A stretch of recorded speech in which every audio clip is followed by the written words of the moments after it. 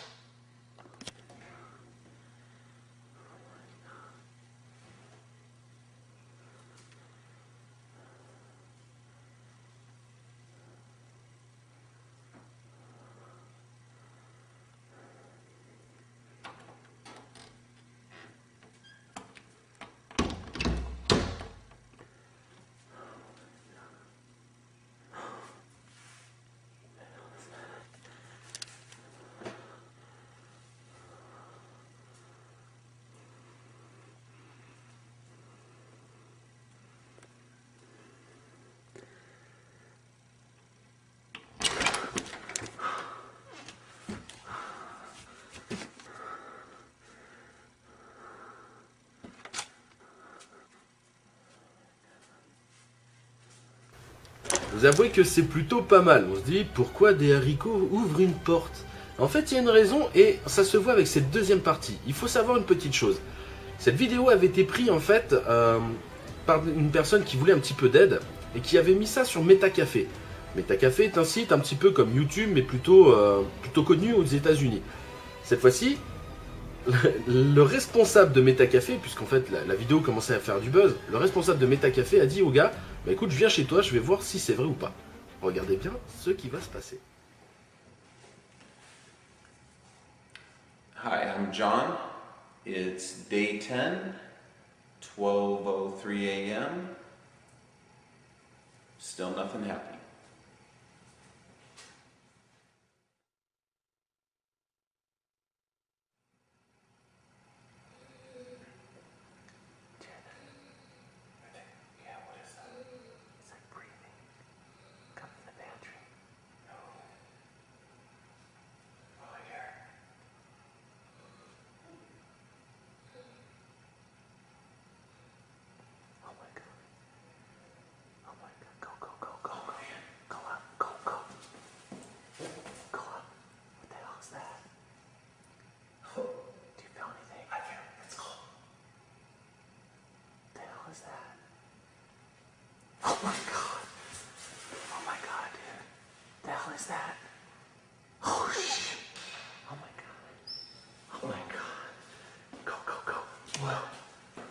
Go, go.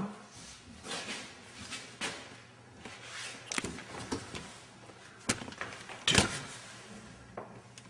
Look out, look out, look out. Oh my god. What the? I don't know. That's crazy.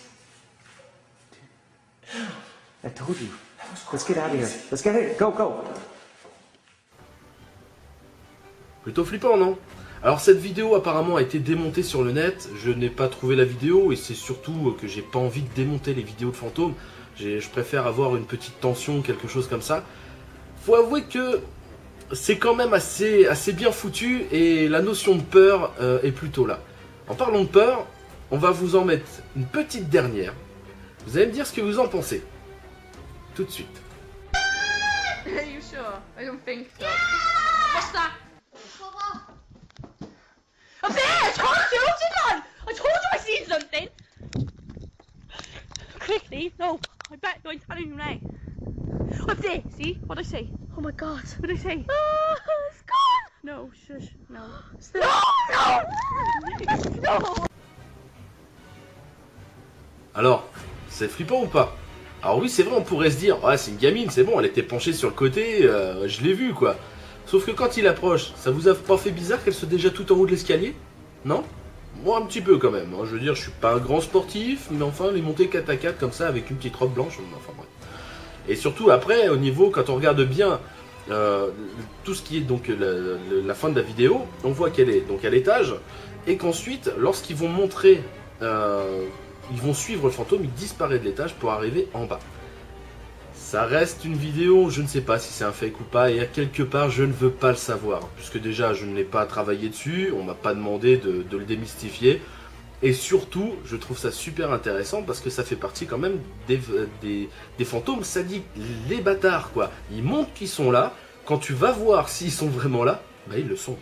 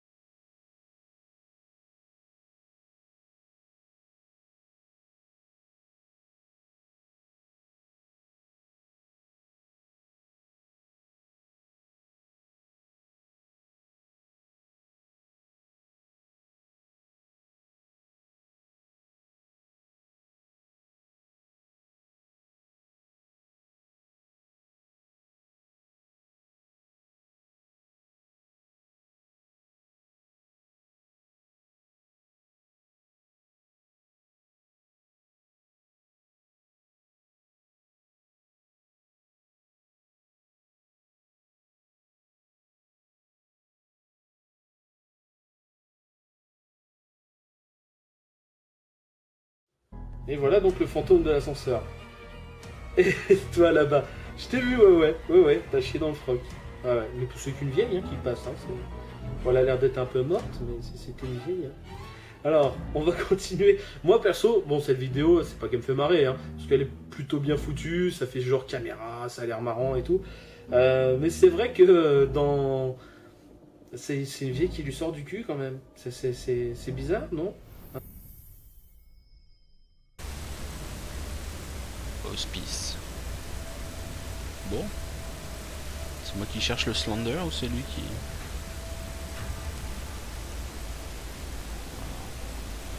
Ramener. On verra bien. Oh putain, mais c'est pire que les bois. Ah, c'est mieux fait aussi. J'entends le loup, le renard et la belette. J'entends le loup et le renard chanter. J'entends le loup, le renard et la belette. J'entends le loup et le renard chanter. Et dans 10 ans, je m'en irai. Oh. Putain, c'était quoi ce bruit? Mais non, mais con de chat, quoi.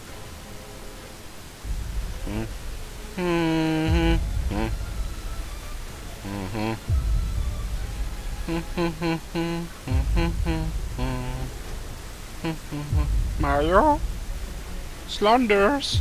Oh le con fils de... Bah il était là. Haha. Tu crois que tu me fais peur, monsieur Zizi? Ah non, t'es pas essoufflé maintenant, faut courir, ma grande. Oh, j'ai une page. Ah ouais, d'accord. C'est ses victimes en fait. Bon. Oh putain. Oh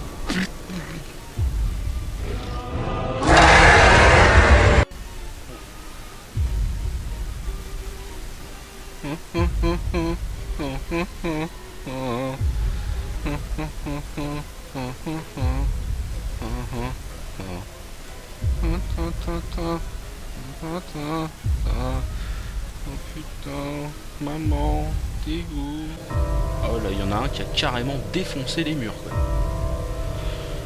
Ouais, normal. Normal, moi aussi. Oh, les douches. Qu'est-ce que je fais? Je rentre ou je rentre pas? Don't do it! Don't do it! Don't. Oh, bitch, you did it! Bon, bah, je rentre.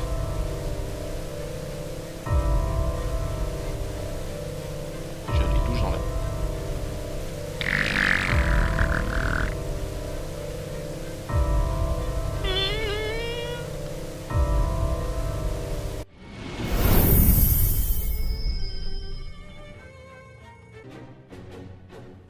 L'histoire qui va nous intéresser aujourd'hui est le col de Dyatlov. En fait, toute l'histoire s'est passée le 2 février 1959, où une dizaine de randonneurs expérimentés vont partir sur ce fameux col qui se trouve au nord de la Russie. Le groupe va donc passer quelques jours là-bas et va tout simplement disparaître, ne plus donner signe de vie. Ce qui va se passer, c'est que quand les secouristes vont arriver sur place, il va arriver quelque chose d'extraordinaire. Tout porte à croire que les gens qui étaient dans la tente ont tenté de fuir quelque chose en passant par toutes les issues possibles de la tente, même en créant, puisqu'elle a été éventrée de l'intérieur. On a retrouvé les corps sur 600 mètres et parfois certains cadavres sous 4 mètres de neige. Certaines personnes étaient radioactives au moment de leur décès et d'autres avaient des côtes complètement perforées. C'est le genre d'histoire vraie qui peut alimenter une creepypasta. On pourrait très bien mettre par exemple le Slenderman en plein milieu qui était apparu et qui a essayé de les attraper et eux, en fait, pris de panique, ont fui la tente. Je trouve que le col de Dyatlov est une histoire, donc c'est une histoire vraie de base, fait partie de ces histoires qui peut alimenter en fait la peur et les légendes urbaines. Voilà, c'est ce que je voulais un petit peu vous faire découvrir aujourd'hui.